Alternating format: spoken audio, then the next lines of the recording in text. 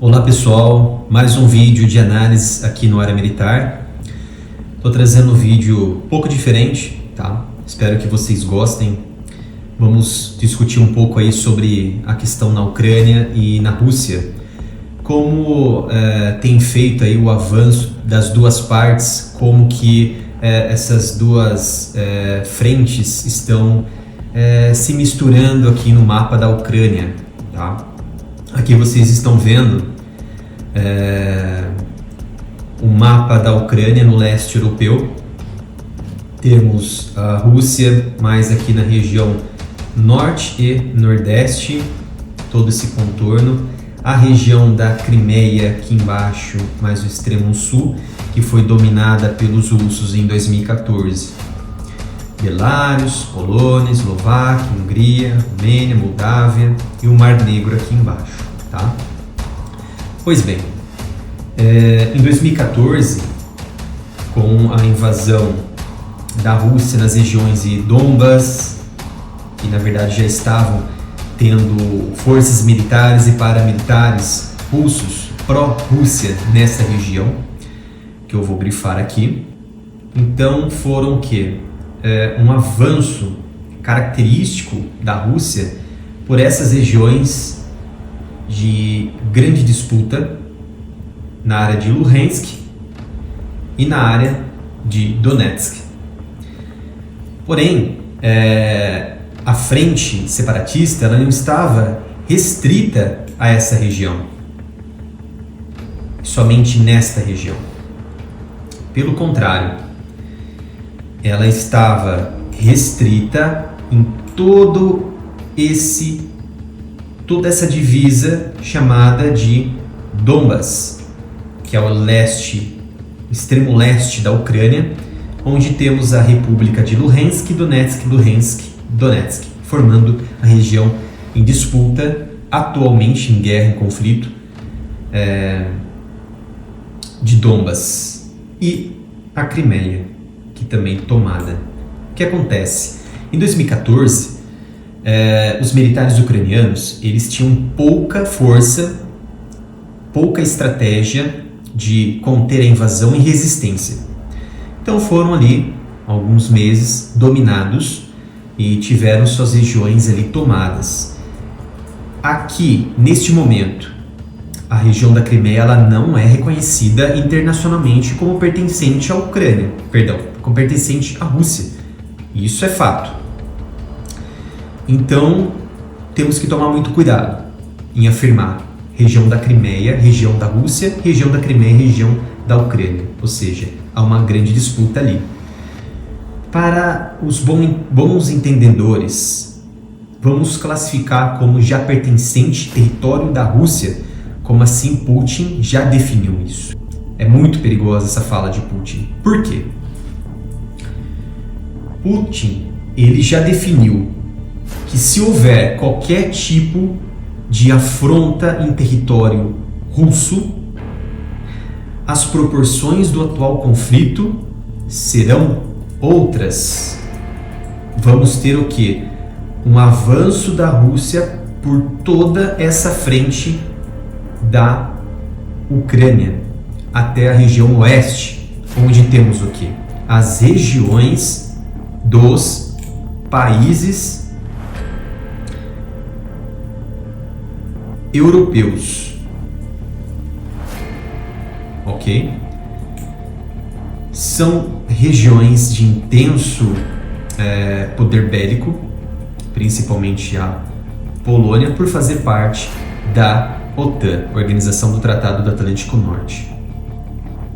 Pois bem, essas regiões já ficaram definidas, e a Crimeia junto, né? Mas como que foi o avanço da Rússia nessas regiões atuais, que pertencentes a separatistas, e como que foi essa batalha, onde estavam posicionados, como estão atualmente posicionados os equipamentos da Ucrânia e os equipamentos russos. É muito difícil afirmarmos com exatidão que os equipamentos da Rússia estão em determinados locais, que os equipamentos da Ucrânia estão em determinados locais. O que dá para ser feito são parâmetros de hipóteses a partir de mapas de satélite, imagens de satélites e também de informações que vêm da mídia do Oriente e também do Ocidente. Fazendo o que? Um crossover das informações, a gente consegue definir onde, em que ponto estão esses equipamentos, que é muito difícil. E principalmente pelo fato onde esses equipamentos, infraestruturas ucranianas, infraestruturas russas sendo destruídas, então a gente consegue definir que aqui, que naquela região existem equipamentos específicos de artilharia, de blindados, enfim, equipamentos que conseguem fazer neutralizações naquelas regiões. Pois bem, sabemos que essas regiões mais ao extremo leste da Ucrânia são regiões de grande presença de planícies, uma vegetação do tipo estepe ou pradarias. Então temos aqui toda essa região ao nível do mar, que se convergem até a região oeste da Ucrânia. Então essa passagem aqui ela é muito rápida se você for levar em prática. Mas aqui como é planície, então o avanço da Rússia, o avanço da Ucrânia, ela é muito fácil. Pelo contrário, não é fácil.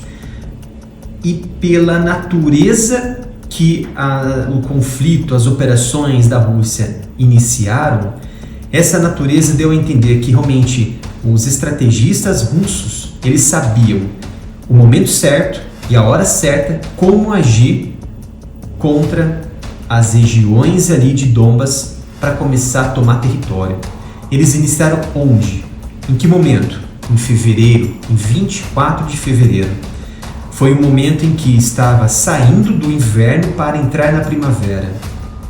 E ele corre contra o tempo a partir do momento em que o degelo acontece, e a corrida ela é muito visível porque houve uma grande incidência de blindados atolados. Tais blindados somente atrasaram o avanço da Rússia para a frente oeste, para os limites da divisa ali de Donbas. Porque essa estepe, toda essa lama que ela estava congelada, ela foi naturalmente sofrendo um desgelo. E como sofreu um desgelo, ficou muito lamacenta.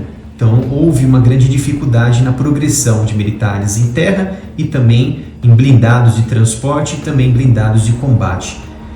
Então o que houve ali? Houve uma grande confluência de batalhas de blindados e também batalhas de infantaria e de artilheiros. Observamos aqui que no avanço da Rússia para a região de Luhansk, Donetsk, Zaporizhia, Kherson, a região nessas porções ainda estava em disputa e no controle ucraniano. Então, a partir do momento que houve esse embate, esse frente a frente, a artilharia em terra da Ucrânia, ela observou uma artilharia muito mais preparada através de equipamentos vindo do Ocidente, equipamentos também vindos dos Estados Unidos e também de treinamento mais específico, especializado dos americanos para com os ucranianos. Eles perceberam que o embate seria corpo a corpo, questões de 500 a 600 a 1 quilômetro. Isso é muito perigoso numa guerra dessa, porque eram regiões urbanas e regiões de curta distância. Então, o que a Ucrânia determinou? O que a Ucrânia decidiu fazer? A chamada guerra de guerrilha. Essa guerra de guerrilha com lançadores portáteis, lançadores de foguetes portáteis, que destruíram consideravelmente blindados russos. Mas é claro que houve essa resistência por parte da Rússia, por parte da Ucrânia através da destruição de blindados, da destruição de infantaria, destruição de blindados e transporte de pessoal. E isso enfraqueceu a certo ponto o avanço russo nessa região, porque a resistência ucraniana foi muito grande aqui nesse ponto. Porém, não foi suficiente para conseguir deter o avanço da Rússia, que expandiu para áreas importantes, mas precisou que se reorganizar. Como que a Rússia se reorganizou? Emitindo ofensivas muito próximas das regiões da capital Kiev. Então, a grande manobra da Rússia, que na verdade ela não estava ali pedindo arrego nessa região, foi mais uma distração com ataques na região de Kiev e também com forças aéreas, com caças, sobrevoando e atacando alguns pontos específicos da capital, que rapidamente, com base em seus treinamentos, a força da Ucrânia repeliu com grande afinco essas ofensivas russas. Então, o que foi uma distração serviu automaticamente para mostrar que a Ucrânia ela tem força suficiente para repelir a invasão da Rússia. E a Rússia automaticamente, ela, entre aspas, recuou. Porém, foi apenas uma distração. Foi então que eles se reorganizaram na porção leste do país, toda essa porção, e o avanço foi, em questão de um mês, muito forte para tomar conta total da região de Luhansk e Donetsk, que agora está com um embate muito grande de tropas, que certamente dentro de alguns meses será totalmente tomada. Então temos aqui a região de Luhansk, que foi tomada, região de Zaporizhia, Kherson, né, e toda essa região até Odessa, na questão de bloqueio naval russo e não terrestre aqui na região do extremo sul, mas para a região sudoeste. Pois bem, e como que Kiev conseguiu repelir? Quais foram as forças, quais foram as unidades que seguraram esse avanço da Rússia nesta região? Ali na região de Kiev tem a 40ª ala, se eu não me engano, de caças, que foi incumbida de avançar contra o avanço da Rússia. Então, aqui na região sul de Kiev, existia uma ala em que ela foi deslocada até essas regiões que estavam sendo atacadas, e também existe outra ala aqui de caças que também foi incumbida de se deslocar para a região norte de Kiev, mas não totalmente, por conta desta área que poderia sofrer uma incursão da Rússia nas suas forças aeroespaciais. Então essa ala ela ficou parte defendendo a região, a capital, no seu extremo norte, e parte no extremo leste do país. Entendidos até aqui? Pois bem, então diante dessa afronta, dessas regiões aqui sob comando da Rússia, sob intenso avanço da Rússia, podemos perceber que houve muitos embates do lado da Ucrânia com equipamentos específicos. O que trouxe uma grande dimensão para a batalha foi a vinda de equipamentos de mísseis de curto alcance, de médio e curto alcance, do Reino Unido, da Alemanha, dos Estados Unidos, que mudou a formação bélica da Ucrânia.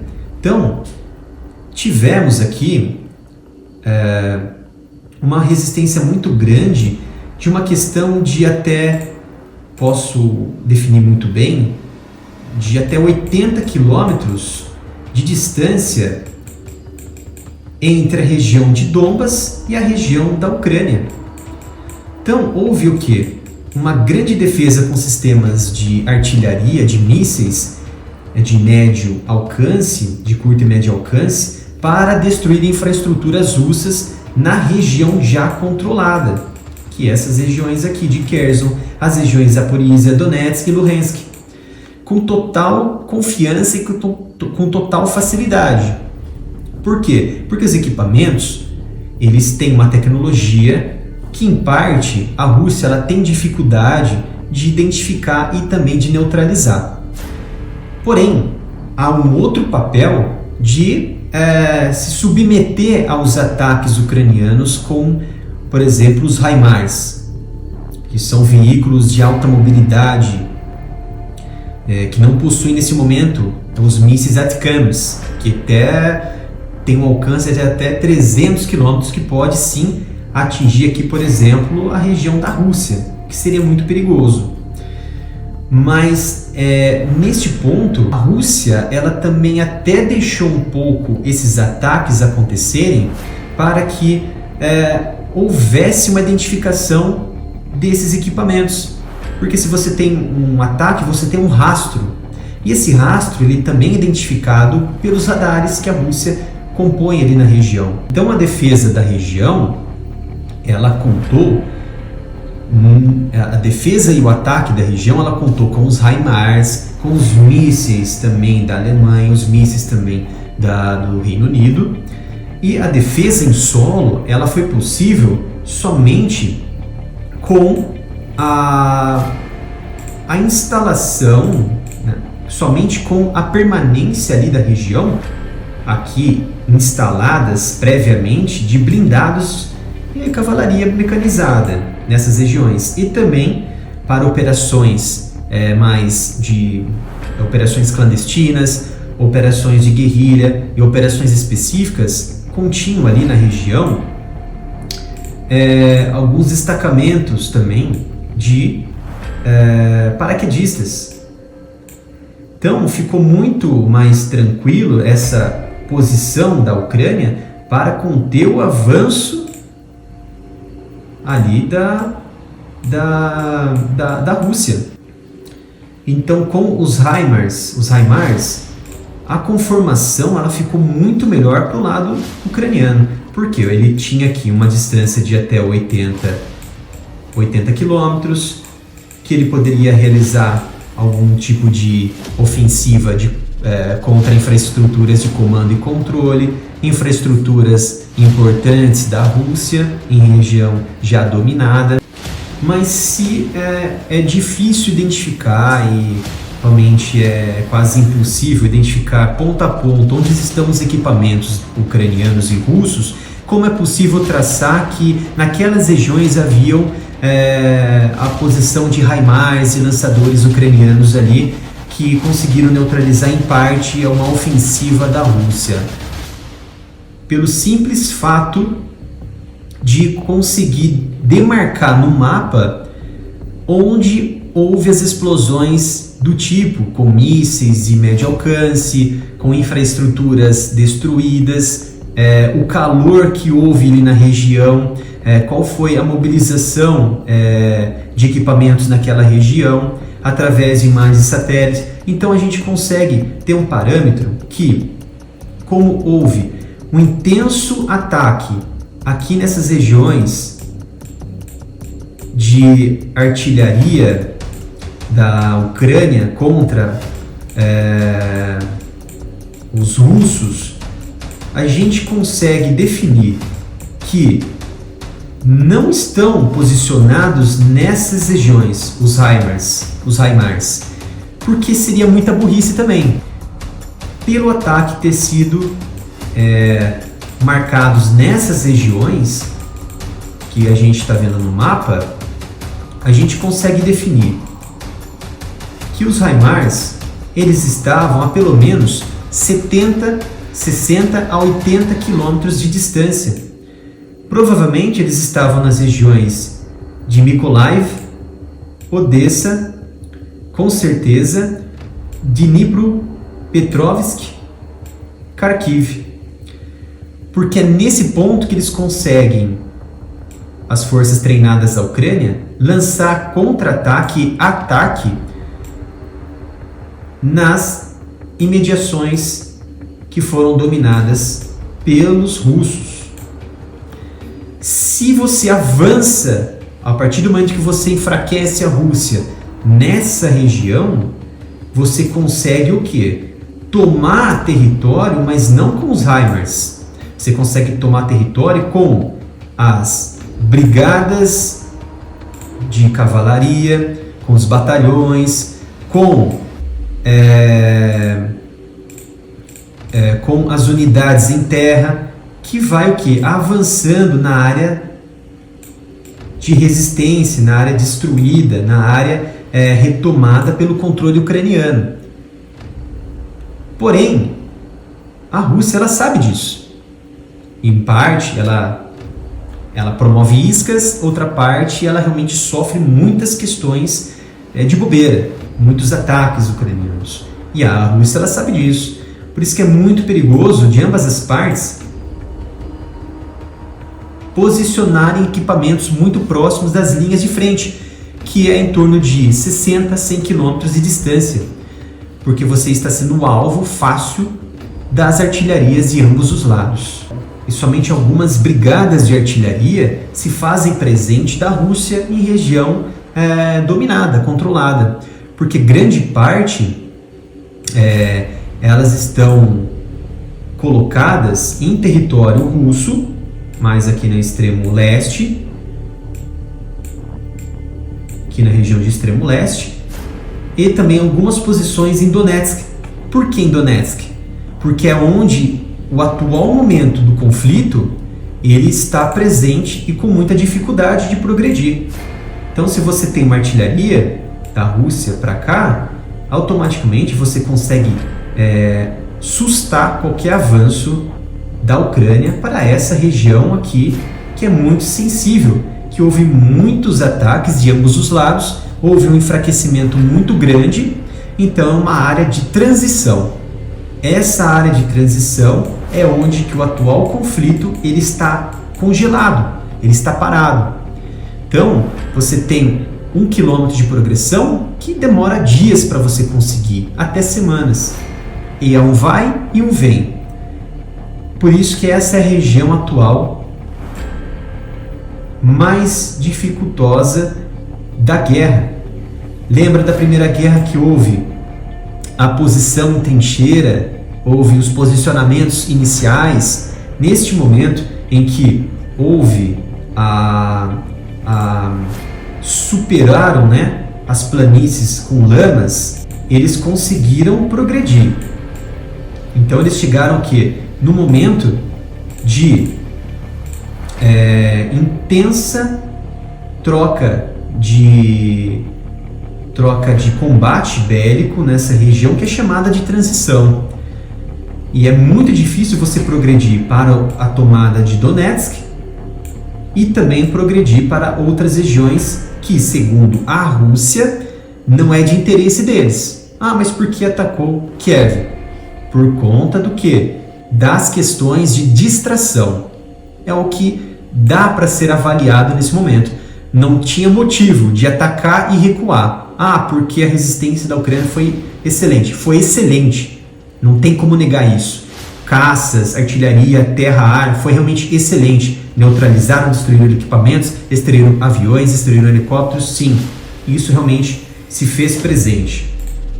Porém, é muito perigoso você colocar equipamentos naquelas regiões sem antes realizar um plano de contingência e o que você vai enfrentar mais à frente. Aqui nesta imagem, vocês conseguem observar aquilo que eu estava comentando. São as áreas que foram atacadas, que sofreram intensos embates de artilharia. Nesta imagem que eu coloquei aqui para vocês, vocês conseguem enxergar realmente as áreas onde houve intensos embates de artilharia da Ucrânia e também da Rússia. Aqui esses pontos climáticos, vamos dizer assim, essas manchas vermelhas, nada mais é que regiões que foram atacadas por mísseis e foguetes de artilharia, tá? Então, automaticamente a gente consegue definir que os HIMARS, os equipamentos, eles estão longe daqui, estão muito distante daqui. Então, você consegue ter uma projeção de como está sendo o atual conflito na Ucrânia. Essa área de transição, ela está muito presente, está em disputa constante. Houve intensos embates na região de Kherson, uma tentativa da Ucrânia de retomar as regiões importantes ali do rio que corta ali o rio Dnipro, para se chegar até a região mais próxima da Crimeia e tentar tirar toda a logística da Rússia, que a logística da Rússia ela se faz presente neste ponto. Ela entra por Kherson, ela entra por Zaporizhia, ela abastece toda essa região. E também há dos dois lados, mas este é um lado mais dificultoso porque ainda está no meio deste mapa de transição. Foi uma visão rápida, uma visão básica que eu trouxe para vocês aqui. Vamos aprofundar mais à frente, conforme o beligerante ele vai mudando, porque essa área de transição ela tem a tendência, como vimos aqui o avanço da Rússia, então ela tem a tendência de afastar mais para o lado da Ucrânia e formar uma nova resistência nesta porção. Vamos limpar aqui o mapa. Então a resistência é partir do ponto de Donetsk, que está em constante conflito atual, e ela avançar para esta região. Ou seja, a Rússia ela quer afastar essa área de transição para ela conseguir o quê? Progredir totalmente para a área de Donetsk. Se ela não fizer isso, ela não vai conseguir avançar até o flanco de Donetsk, flanco oeste, ali perante a Rússia em direção à Ucrânia. Espero que tenham gostado. Não se esqueçam de se inscrever no canal, ativar o sino de notificação, que é muito importante para nós aqui do canal Área Militar. Infelizmente, a gente sofre muitas perseguições à plataforma, não somente aqui, mas outras plataformas também. Então é muito importante que vocês ativem ou verifiquem se o sino está ativado para receber diariamente ou quase diariamente nossas postagens, nossos vídeos aqui no Área Militar. Convido vocês também a entrarem no nosso Instagram, no Área Militar Off, e no Twitter, Área Militar Off também, para ficarem a par de todas as informações mais urgentes que a gente coloca ali nas nossas redes sociais. E também conto com a colaboração de todos, doando qualquer valor para nossa chave Pix, canal areamilitaroff@gmail.com, para estar contribuindo diretamente com o canal, para tentar fortalecer e a gente resistir a essa aventura aí da plataforma. Porque a verdade ela não pode ser oprimida em hipótese alguma. Muito obrigado, pessoal. Até o próximo vídeo.